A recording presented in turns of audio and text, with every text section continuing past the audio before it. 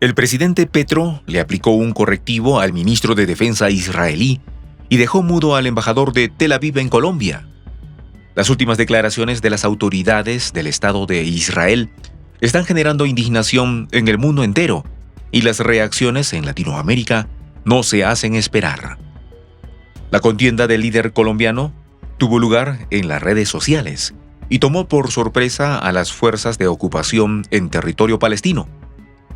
La hipocresía de los gobiernos occidentales empieza a salir a la luz, pero las excepciones brillan por su contundencia. Petro no se doblega ante la narrativa impuesta por los poderes hegemónicos sobre Israel y denuncia lo evidente: el campo de concentración que Israel creó en Gaza. Los detalles a continuación.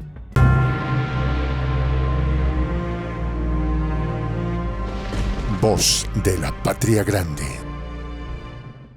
En las últimas horas, el mandatario colombiano Gustavo Petro protagonizó una dura polémica contra autoridades israelíes a raíz de la feroz respuesta de Hamás al asedio de Tel Aviv contra la Franja de Gaza. El líder colombiano utilizó su cuenta oficial en la red social X para expresar su condena a los dichos del ministro de Defensa israelí, Yoav Gallant, quien ordenó un asedio total a dicho territorio, y por sus dichos sobre la humanidad de los palestinos. El ministro de las Fuerzas de Ocupación israelí expresó que las personas en la franja son animales humanos, mientras informaba del asedio que consistía en cortar la energía eléctrica, la provisión de comida y agua.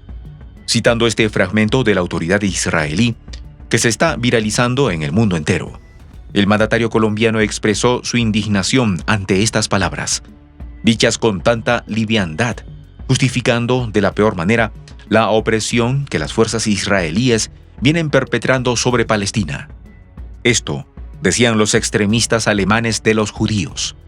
Respondió Petro en un posteo en su cuenta oficial, donde comenta las expresiones del ministro de Tel Aviv, remarcando que esta actitud solo traerá más sufrimiento y ninguna resolución del conflicto. Los pueblos democráticos no pueden permitir que el nacionalsocialismo se restablezca en la política internacional, agregó al respecto, destacando que las políticas llevadas adelante por el gobierno de Benjamin Netanyahu tienen esa orientación muy acentuada. Israelíes y palestinos son seres humanos, sujetos del derecho internacional. Este discurso del odio, si prosigue, solo traerá un holocausto, completó Petro en su mensaje. Una consecuencia que cada vez más autoridades empiezan a denunciar. Ante estas expresiones del mandatario latinoamericano, el embajador de Tel Aviv en Colombia, Gali Dagan, le respondió en una entrevista brindada al medio colombiano Blue Radio. Allí le pidió que no haga comparaciones con la Segunda Guerra Mundial. Los israelíes son las víctimas, dijo el diplomático, por lo que instó a Petro a evitar comparaciones de lo que sucede en Gaza con los campos de concentración de Alemania del siglo XX. A su vez le hizo una invitación a conocer el campo más famoso de Polonia. Me encantaría invitar al honorable señor presidente que me acompañe a Israel. Podemos también hacer una paradita en Polonia, visitar el campo de Auschwitz-Birkenau, dijo Dagan. Pero Petro lo fulminó con su respuesta. Ya estuve en el campo de concentración de Auschwitz y ahora lo veo calcado en Gaza, sentenció el mandatario colombiano tras citar esas declaraciones del embajador publicadas en la cuenta oficial del medio Blue Radio en la plataforma X. Naturalmente, esto fue un puñal para el gobierno de Tel Aviv, quienes trataron de sostenerse del horror de la Segunda Guerra Mundial para sustentar su accionar en el conflicto palestino-israelí, algo que los analistas internacionales vienen destacando desde hace ya varios años, haciendo hincapié en el apoyo de Estados Unidos y en cómo Israel no respeta las declaraciones de los organismos internacionales, como la ONU.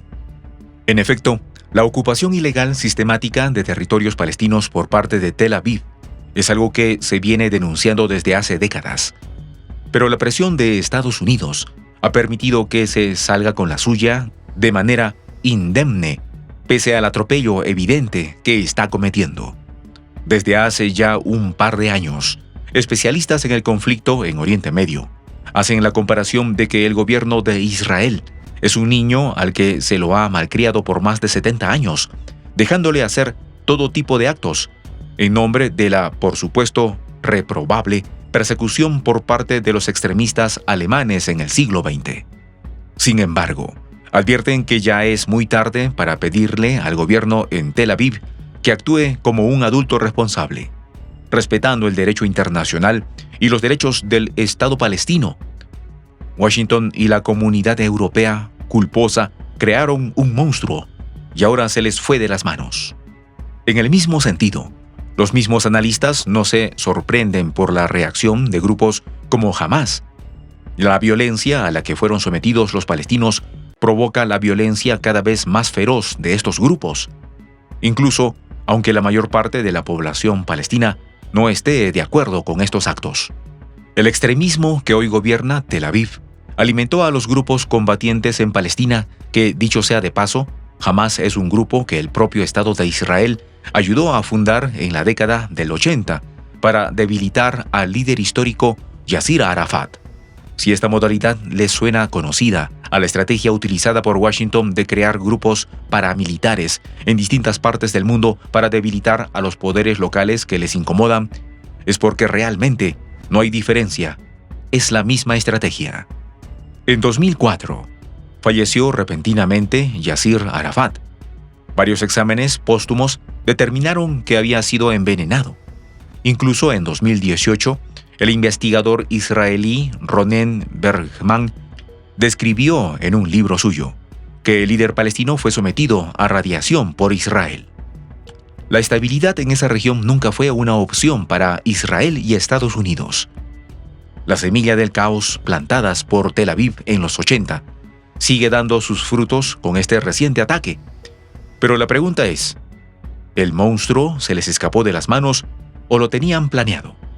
El golpe realizado por el grupo el 7 de octubre también llega en un momento oportuno para Benjamin Netanyahu, acusado de varios casos de corrupción y con una reforma judicial muy resistida por su propio pueblo, lo estaban sacando del poder.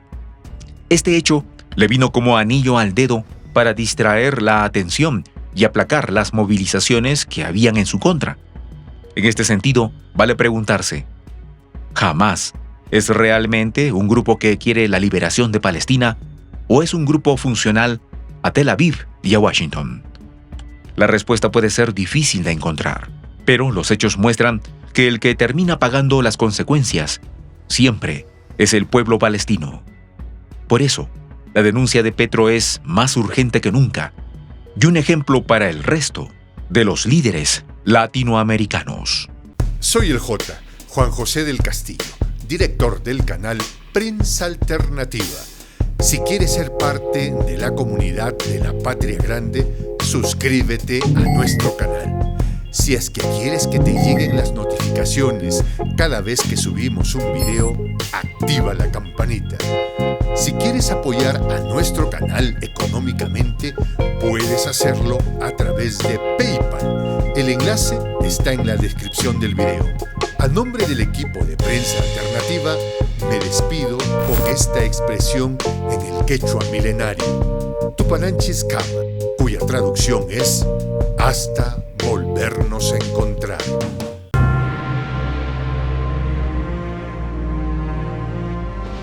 Voz de la Patria Grande.